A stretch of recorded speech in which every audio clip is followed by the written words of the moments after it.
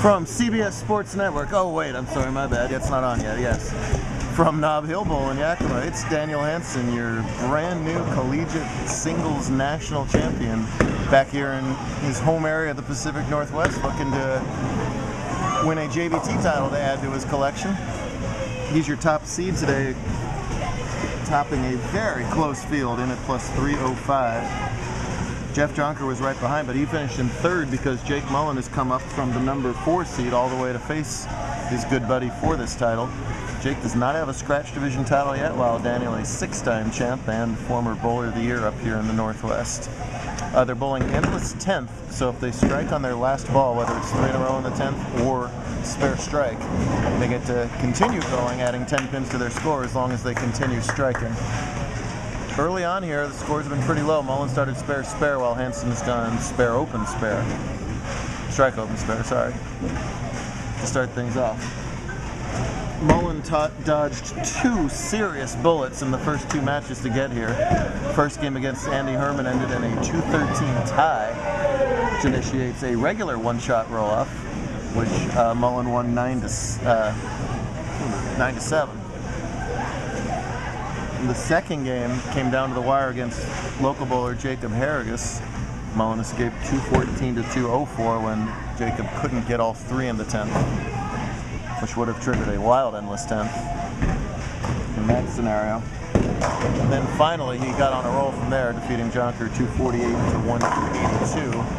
And that roll looks to be continuing as he opens up a 15-pin lead with that strike there in the third. Jake's big brother Josh, of course, has led the way in the family with many JBT titles. Jacob more and more looks like a carbon copy of Josh in his bowling, and that is a compliment.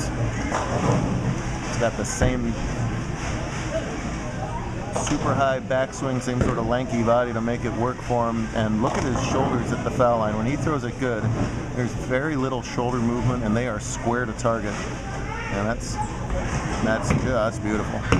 But of course it creeps up high. Rapidly improving his game. Started bowling scratch a long time ago and sort of was paying his dues. He could have still been doing well in handicap, but he wanted to absorb and learn as much as he could, and you see how that pays dividends now. He's going to be a factor out here in the Northwest for quite a while.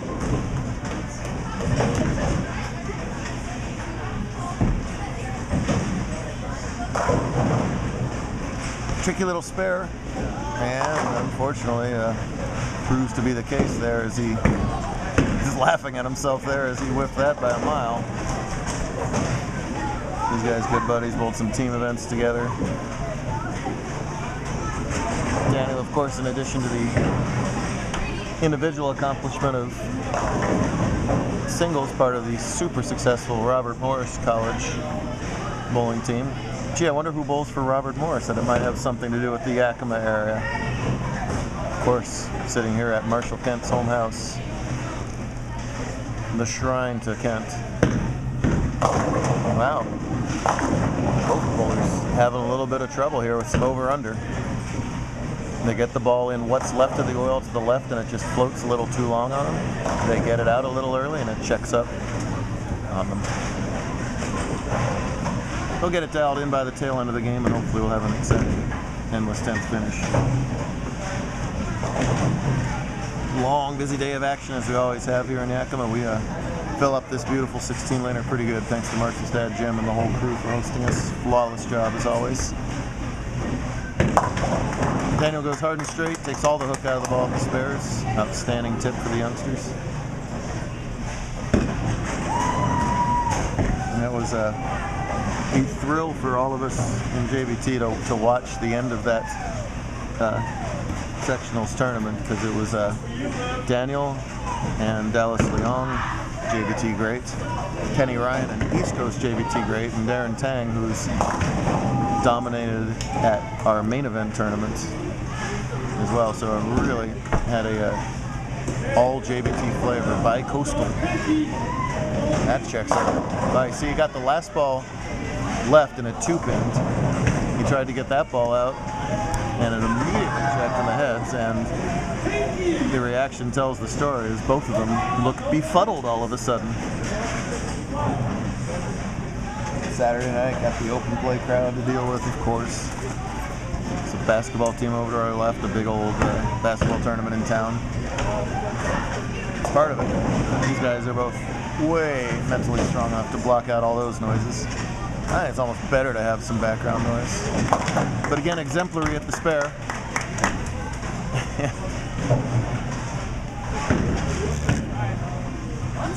Sharing jabs at each other. We couldn't get the strike off the scoreboard in the first frame, so Daniel said, don't worry about it, I'll get the strike anyway, and that is indeed what he did. But so far, he's jinked himself, because that's been the only strike of the game. Going back to Jacob's dad, who I'm sure has some words of sarcasm for him. Papa Mullen is hilarious. Jacob has got the lead now, still, even after that open, but that lead has decreased to only 5 pins, and now he's got another little challenge here with the 2-8 to shoot at. Lanes transition throughout the day. Start with the fresh, and the oil moves around from there, and you get into sort of a breakdown, and they continue to change from there. Do you change balls? Do you change hand positions, targets, speed? Look out. Wow. Wowee. That didn't have a chance from the start. Now he's going to have a crisis in confidence too here, as he's missed pretty bad on 2 opposite spares. Got to thinking, gee, I better strike here. Since his lead has evaporated, and he now trails by 7 through 5 frames. Same ball? No, different ball. And, same result. Yuck and bleh. This is a scratch bowler's worst enemy right now. Some late over-under transition. Given both of these guys who have been excellent all day long fits. Again, Daniel plus 305. Get this far. Jake plus 189 to get this far. That's a lot of X's and not many O's throughout the day. Let's see how he plays the spare this time. Again, hooking at it. You have to hook at it to carry out that back pin. You don't have to. Norm Duke plays it straight, but almost everybody gets a little hook and a much better shot. I think he just executed a little bad on that 2-8 before. Well, a Christmas present here for Henson. It's been Mullen getting the Christmas gifts, but now Jake's going to have to dodge a self-inflicted bullet for his 3rd win. And the whole nation knows about Daniel Henson now. We've known about him for years. Ooh, tries to move deeper and circle a little bit more. Pretty good shot. Not the result he wanted, but take this tape and scroll back to his previous shots and then watch that one. You'll see his elbow in a completely different position. It's because when you're moving in left, you know you're going to hit that extra skid, so you've got to add some rotation to get the ball to feed back from right to left once it does start to turn over. Physical versatility.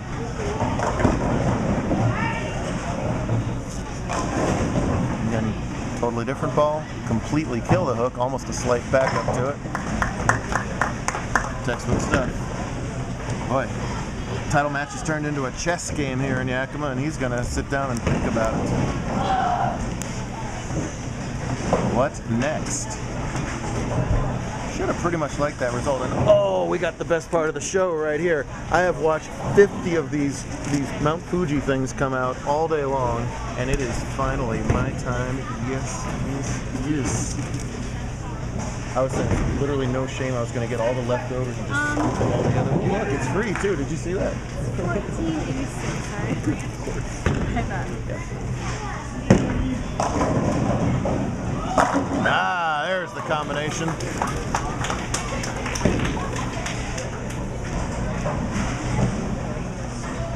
All right. Henson's got it figured out. Now he's got to repeat and see if they can play the same look on the other lane. If he throws it good next time on that lane and doesn't strike, me and Angry Hansen. Make sure you like our Facebook page, Junior Bowlers Tour Southwest, by the way, if you want to see how Daniel also excels in the pool. Big shot here from Mullen. Try and put it back together. Same basic idea as Hansen had, and oh man, we have seen a lot of messengers go in front of the 10 pin today. Chris Tucholsky almost sent messengers 5 lanes away, but that missed 10 pins as they went. I have to ask Marshall about that later. It's a characteristic here or what. Mama Mullen here has been right behind watching this all day. Papa Mullen more happy to stay in the background. Thank you. As you were. Thank you. Nice job with the spare from Jake. Wow! Oh, put the 7 up. Why does that always happen when there's no 7 up? Dang it! Thank you so much.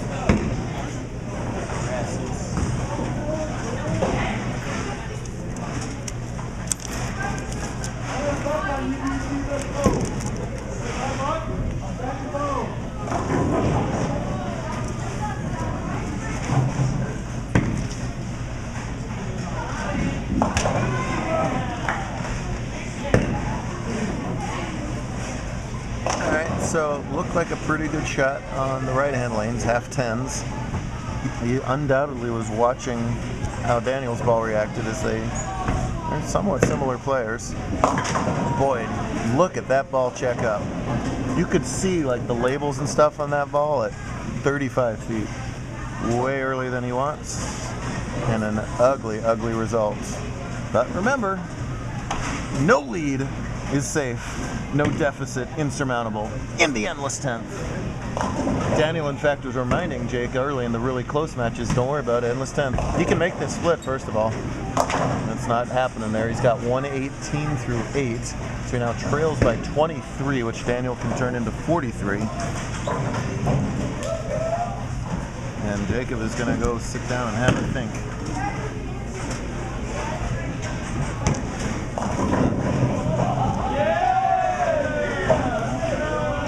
Such an easy game on the surface, such a challenging sport in the reality of it.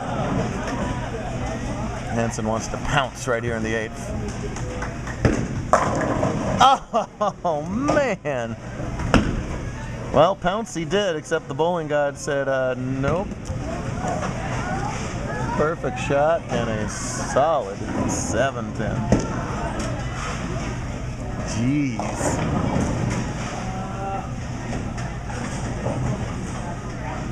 You're two awful talented bowlers throwing 180 to 150 right now. Oh, look out. And that is a surprising mental error from Hansen. He can make a 7-pin 100 out of 100 times in his sleep. You heard that groan of frustration from him when he was getting ready to shoot that 7. And I think that he actually let that get to him a little bit. Obviously not characteristic of him. You don't win college titles like that, but a little mental slip up slide. He saw him doing the little forget about it, move on. He will. Instead, it's an 11-pin game with 2 frames to go, both bowlers on opens. It's the close match we thought we might get, but not anywhere near the pace we thought we might get. Big time circles that one, and he gets the light hit to tickle him down. Gee whiz. Well, and now it's Jake with a bit of a reprieve here. Daniel had a chance to punish him, and instead he gave a mark back to him. It's completely plausible that Jacob could end up ahead after 10 frames, regardless of the endless 10th. Starts here on the 9th. What can he figure out? Another ball change. And no. You know, you got to make educated guesses. If you're Jacob, you can't just stay in the same place and be 100% satisfied with a half 10. He knows his equipment well. He made another ball change. It definitely, obviously, didn't react the way he intended to, expected to, etc. Very makeable spare. I'd give him a 2 out of 3 times he's going to make this washout. Now would be a very good time for one of those 2 out of 3. Sticks with the ball he just switched to. Well, now he's got a double problem here. First of all, he's trailing by a whole bunch. Second is, yeah, it's nice to have the endless 10th, but when you haven't even sniffed a strike here in a little while, it becomes a daunting task to have to put, at this point, 4 or 5 together, and it could get worse than that. Goodness. So hard to win that first career scratch title. Sticks with this new ball. That time saws the rack. All right. So now for him to stay alive, he must get the next 2 strikes. The wood is out, so 9 spare means he'll be finished at 140 whatever and have no opportunity to win. So he has to strike on the next 2 balls and then see how far behind he ends up. What he really needs is for him to strike on the next 2 balls and Hansen not to have the endless 10th himself. He can get to 157. Hansen's spare strike is only 169, so this is not over. Must have this. And it's not over yet. Gets the 4 to roll over. No quitting this kid. Absolutely. In fact,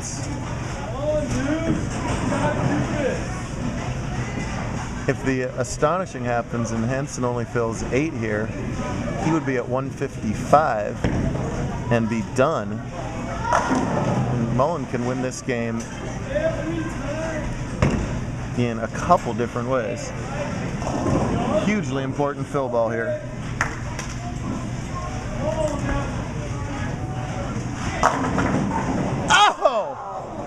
And again, a ripping messenger goes right in front of the 10 pin.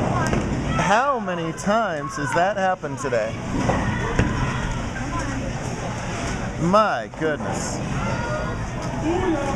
All Mullen can do is sit there and wonder what could have been.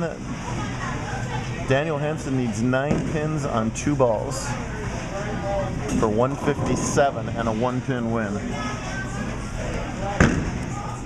Anything less than that and Mullen wins. Endless 10th won't come into play. There it is. Just too many second chances either way there. Third and fourth chances. That is a heartbreaking one for Jacob. But if he keeps doing that, he's going to get his titles really soon. And for Hansen, boy. Nobody saw 150 to 180 something coming. What? It's not how you win. Just outscore your opponent by 1 or more pins, and that's what he did for 7 career JBT titles. A successful return back to almost the homeland. Daniel out of Tacoma. We're on the other side of the mountains, about 2 hours east. And he will gratefully get out of here with 186 and the win. My goodness. A grind out if there ever was one. But back in the winner's circle. You might want to tune in to CBS Sports May 17th to see if he does it again. I don't know. Great stuff out of all the bowlers. Sports them like hogs for Mama Mullen. We'll do it all over again tomorrow back here at the Marshall Kent Bowling Palace. We'll see you there.